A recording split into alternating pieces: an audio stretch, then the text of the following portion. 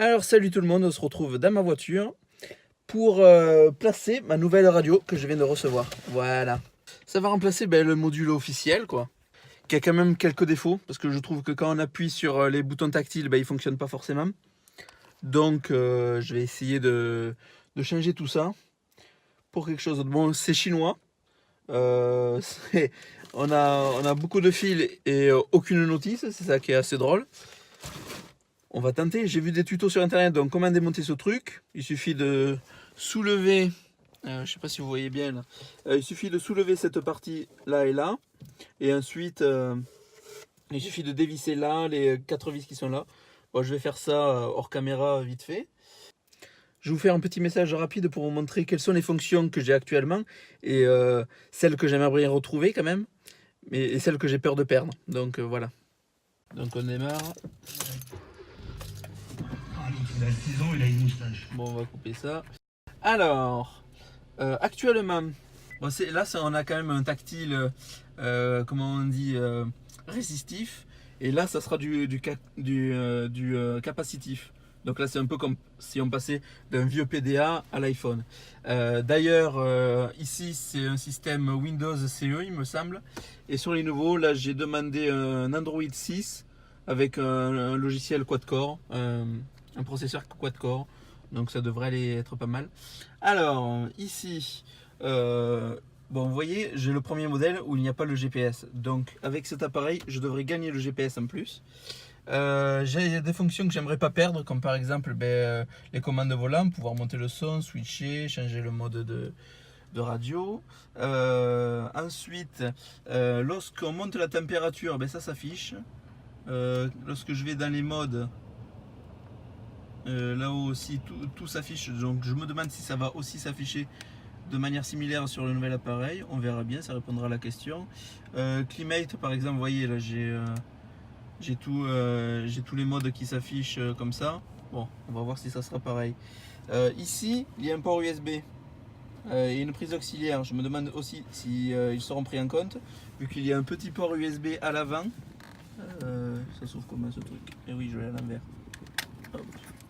Voilà. Là, on ne le voit pas, mais il y a 2 cartes SD et il y a un petit port USB. Donc là, ça, on pourra les utiliser à la place. Lorsque je mets la marche arrière, forcément, j'ai la caméra de retour. Voilà. Donc, est-ce que ça fonctionnera aussi? Ça sera, on va voir, on va découvrir tout ça. Bon, allez, je vais démonter tout et on va l'installer. C'est parti. Voilà. Alors, j'ai terminé l'installation. Bon, ça a pris quand même un bon moment. Il y avait énormément de câbles branchés. J'ai branché la sonde de GPS, la sonde de GPS. Je l'ai branché là-dessous. Voilà. Bon, ça je le refermerai plus tard quand j'aurai fini de régler tous les problèmes. Parce qu'en fait, j'ai quand même des petits problèmes. J'ai les commandes de volant qui ne répondent plus alors que c'est censé fonctionner. Bon, voilà.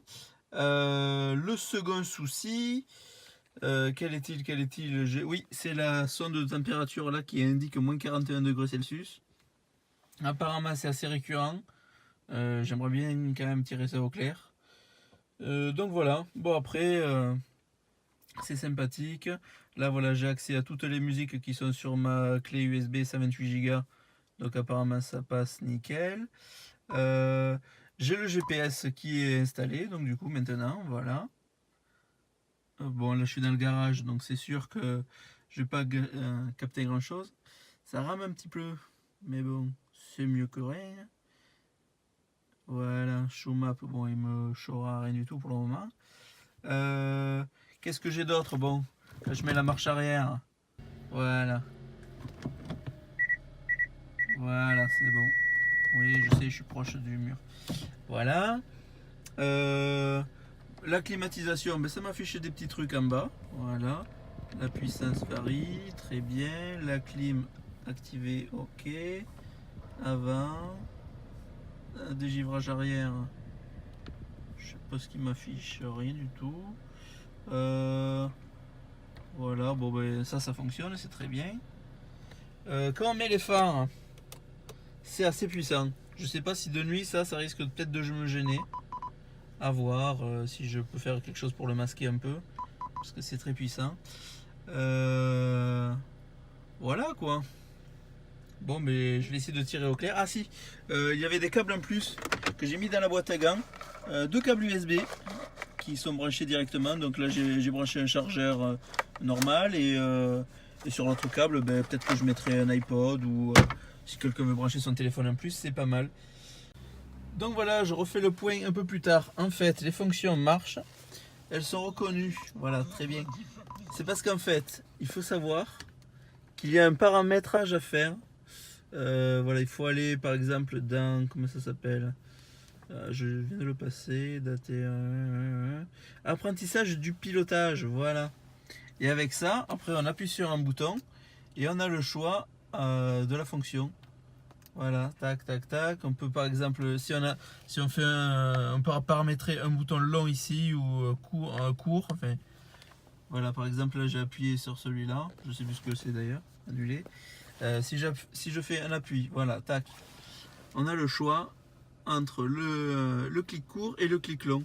Donc là, ben, forcément, j'ai choisi la chanson suivante et là, un clic long, ça nous fait avancer dans la chanson, ce qui fait le truc d'habitude. Mais c'est super pratique, donc je vais configurer aussi les boutons pour téléphoner. Voilà. Et deuxième petit truc qui est dommage, c'est lorsqu'on passe la marche arrière, eh ben ça coupe la radio et il n'y a pas les traits. Oui, je sais que je suis près d'une manuelle.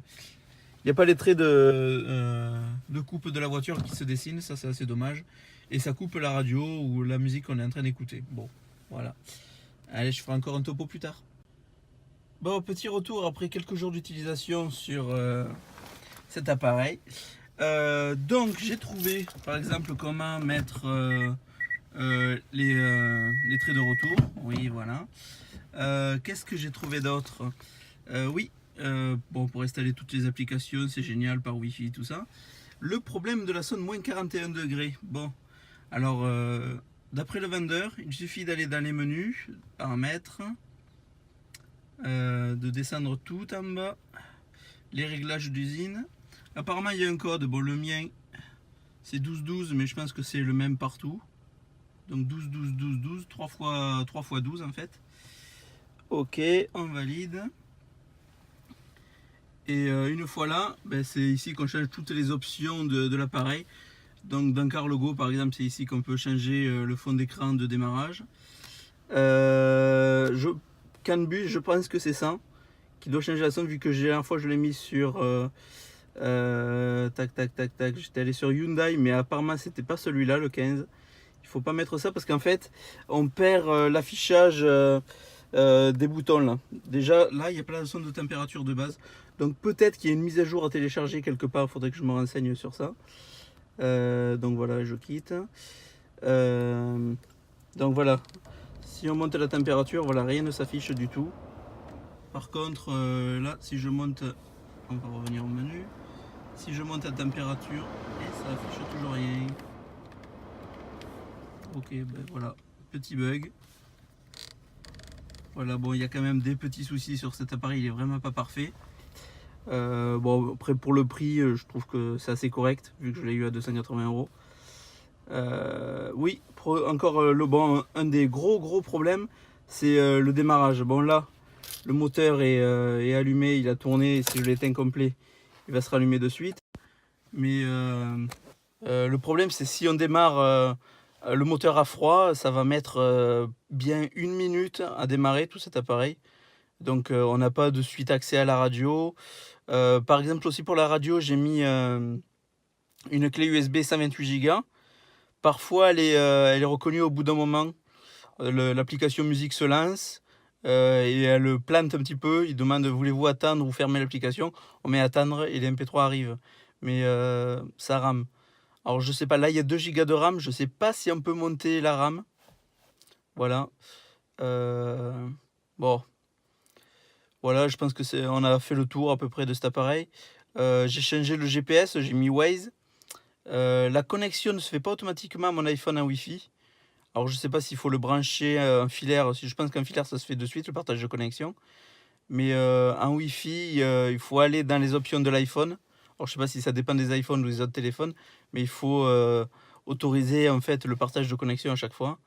Quand on remonte de la voiture, le Bluetooth il se lance tout de suite, mais le Wi-Fi, non, on va pas faire ça à chaque fois. C'est un peu chiant.